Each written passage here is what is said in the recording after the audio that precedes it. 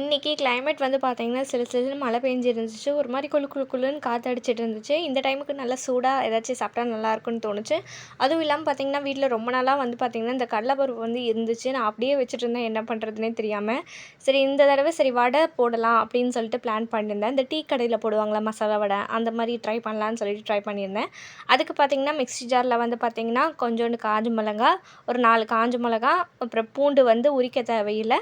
ஒரு 4 பல்லு பூண்டு இல்லை 5 பல்லு பூண்டு போட்டு, அப்புறம் கொஞ்சோண்டு வந்து பார்த்திங்கன்னா இஞ்சி ஆட் பண்ணிக்கணும்.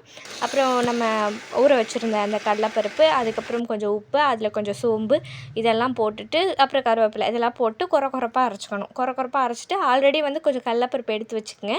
அப்புறம் அரைச்சதுக்கப்புறம் அந்த கடலைப்பருப்பையும் இதில் ஆட் பண்ணிக்கங்க. கொஞ்சம் நல்லா கிறிஸ்பாக நல்லாயிருக்கும். அதுக்கப்புறம் ஆனியன் குட்டி குட்டியாக கட் பண்ணி அதையும் வந்து மேலே தூவி விட்டுட்டேன். அடுத்தது வந்து பார்த்திங்கன்னா கொஞ்சம் கொத்தமல்லியும் வந்து கட் பண்ணி ஆட் பண்ணிக்கிட்டேன். ஆட் பண்ணிவிட்டு நல்லா மிக்ஸ் பண்ணி விட்டுருங்க.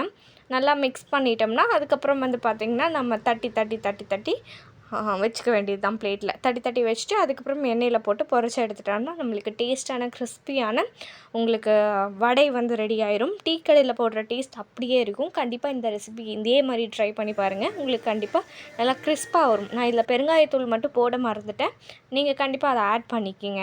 புதுசாக ரெசிபி கண்டுபிடிச்சி எந்த மாதிரி செஞ்சு கொடுத்தாலும் பார்த்திங்கன்னா என் ஹஸ்பண்ட் வந்து பார்த்திங்கன்னா இம்ப்ரெஸ்ஸே ஆக மாட்டாங்க. இந்த வடை நல்லா இருக்குன்னு கேட்டால் கூட அப்படி தான் சொல்லுவாங்க. உங்கள் வீட்டில் எப்படின்னு சொல்லிவிட்டு கமெண்ட் பண்ணுங்கள்.